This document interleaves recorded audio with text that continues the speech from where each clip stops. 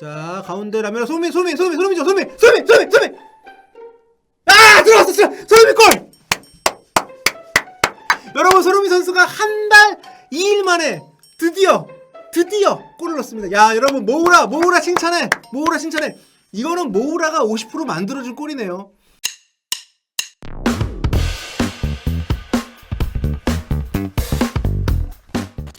안녕하세요, 버리TV 이성욱입니다. 손흥민 선수가 한 달 만에 드디어 프리미어리그 골을 터뜨렸습니다. 지난 1월 5일 브렌트포드와의 카라바오컵 4강전 이후 무려 33일 만입니다.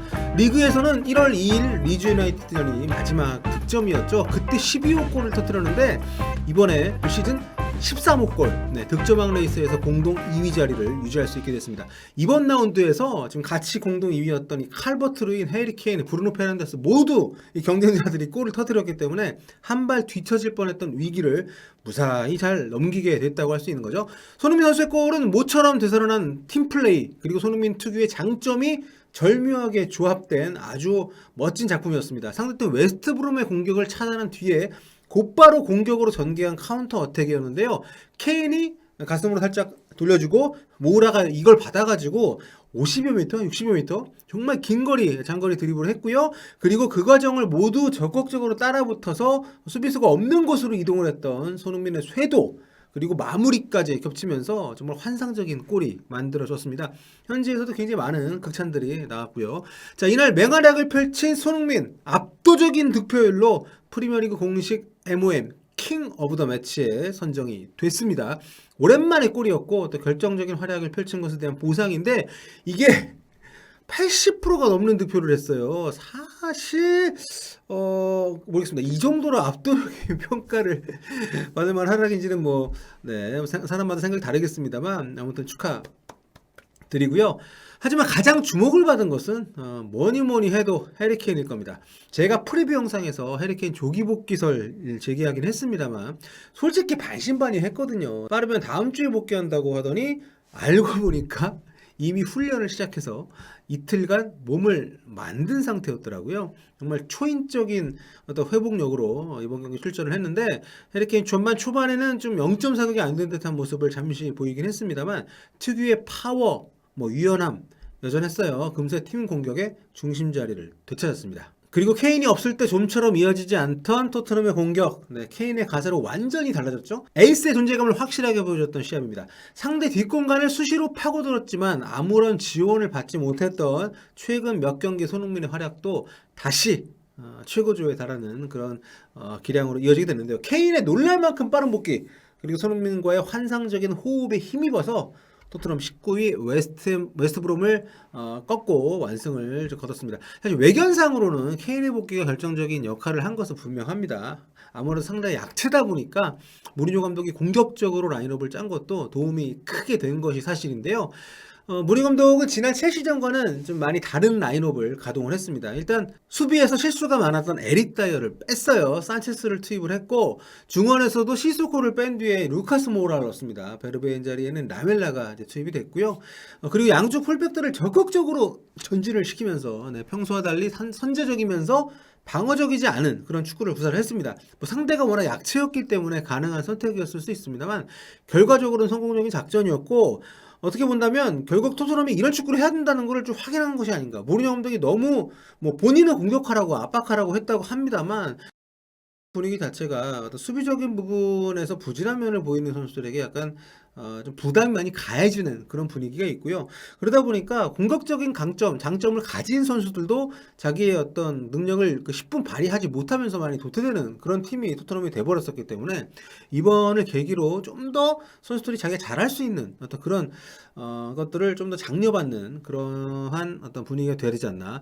자, 토트넘 선수들 AI 평점 보겠습니다. 압도적으로 이 상대팀보다는 좋은 평점 받았는데요. 중원의 지배자는 호이비에르 선수가 별 그림이 있죠. 8.4 받으면서 스타맨에 선정이 됐습니다. 그 다음에 7.8점 받은 손흥민 선수고요. 케인은 7.6, 도움을 기록한 모우라가 7.1을 받았습니다. 경기 후 인터뷰에서 손흥민 선수가 케인이 정말 그리웠다는 내용의 인터뷰를 했더라고요. 공감이 갑니다. 우리는 뭐 손흥민 선수의 골이 훨씬 더 그리웠고요. 그래서 너무 기쁜 그런 경기였던 것 같습니다. 참 손흥민 선수가 지난 경기에서 거의 웃질 않았었는데 이번 경기에서는 뭐 여러 차례 스마일을 기록을 했습니다.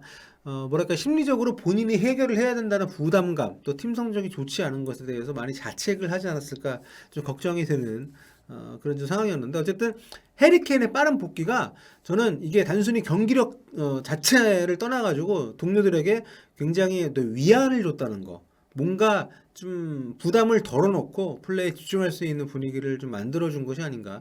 케인이 갖고 있는 어떤 아우라, 또 팀에 실질적으로 미치는 영향력이 굉장히 크기 때문에 케인의 복귀가 가져온 어떤 그 부스트, 이게 결과적으로 팀의 어떤 모처럼만의 무실점과 어떤 승리로 이어지는 그런 어떤 긍정적인 효과를 만드는 것이 아니에요. 이게 확실히 에이스의 존재감인 것 같아요. 물론 손흥민 선수도 에이스입니다만 토트넘에서 해리케인이라는 존재는 절대적이고 그게 또 이번을 통해서 좀 확실히 좀 입증이 됐다 이렇게 좀 보는 거죠. 자, 토트넘은 이번 승리로 7위까지 순위를 다시 끌어올렸습니다. 여전히 불안정한 순위이긴 합니다만 그래도 3연패로 추락하는 상황을 막았다는 게 중요하고요. 무엇보다 무실점을 했다는 게 토트넘에게는 굉장히 의미 있는 그런 성과라는 생각이 듭니다. 안 그래도 경질론이 계속 나오고 있던 상황이었기 때문에 사실 무리뉴 감독 입장에서는 어떤 식으로 이 경기를 준비할지 굉장히 좀 궁금했었거든요. 왜냐하면 워낙에 좀 아집이라고 얘기하면 좀 송구합니다만 자기 생각이 확실하고 그거에 변화를 주는 걸 좀 꺼리는 스타일이기 때문에 하지만 이날 좀 그래도 나름대로 적극적인 선수 변화를 줬고요. 그게 또 성과로 이어졌고 정말 그 얼마 만인지 모르겠습니다. 이 토트넘 경기 보면서 그래도 뭔가 좀 기대감이 드는 그런 경기력, 또 상대와의 어떤 그 맞대결에서도 자기들의 어떤 작전을 계속해서 유지할 수 있는 그런 뚝심, 이런 것들이 전체적으로 그동안 여러 경기에서는 볼 수가 없었단 말이죠. 이번 경기에서 그런 것들이 확인이 됐기 때문에 토트넘 팬들에게도 단순히 승리를 넘어서 좀 위안이 되는 그런 시합이 아니었나 싶습니다. 자, 다음 경기 일정 보겠습니다. 약체인 웨스트브롬을 잘 잡긴 했습니다만 갈수록 첩첩산중인 2월달 일정인데요. 목요일 새벽에 이제 FA컵 16강전 에버튼전이 있습니다. 토요일에서 일요일 넘어가는 새벽에는 최강 팀이죠. 지금 뭐 맨체스터 시티 원정이 또 기다리고 있는데요. 오리에는 이제 부상이 좀 있던데 오늘 뛴 선수들 모두 좀 관리를 잘 받을 필요가 있을 것 같습니다. 굉장히 터프한 충돌들이 많이 있었고 부상 위험에 노출되는 선수들도 많이 있었기 때문에 지금 이 두 경기 일정, 해리케인은 복귀하자마자 지금 풀타임을 뛰었습니다. 손흥민 선수는 이제 90분 지나고 나서 팀의 막내 이날 프리미어리그 데뷔전을 치른 2004년생 데인하고 이제 데인 스칼렛하고 교체가 돼서 나갔는데요. 아무튼 좀 대부분의 선수들의 피로가 누적돼 있는 상황에서 지금 또 아주 뭐 짧은 간격만 쉬고 계속 경기를 해야 되기 때문에 이번 경기 승리가 그 승리만으로 만족하기에는 좀 보강해야 될 어떤 숙제, 또 관리의 필요성, 이런 것들이 계속 좀 제기가 될 수밖에 없는 상황이어서 좀 이게 바로 좀 유럽 최상위 리그에 참가하는 팀 그리고 선수의 가장 큰 어떤 좀 어려움이 아닌가 이런 생각이 듭니다. 자, 오늘 토트넘 웨스트브롬을 잡고 3연패 탈출했다는 소식, 그리고 손흥민 선수가 한 달여 만에 골을 기록하면서 프리미어리그 공식 MOM에 선정이 됐다는 소식 전해드렸습니다. 여러분 언제나 구독 감사드리고요. 다음 시간에 뵐게요. 볼빠.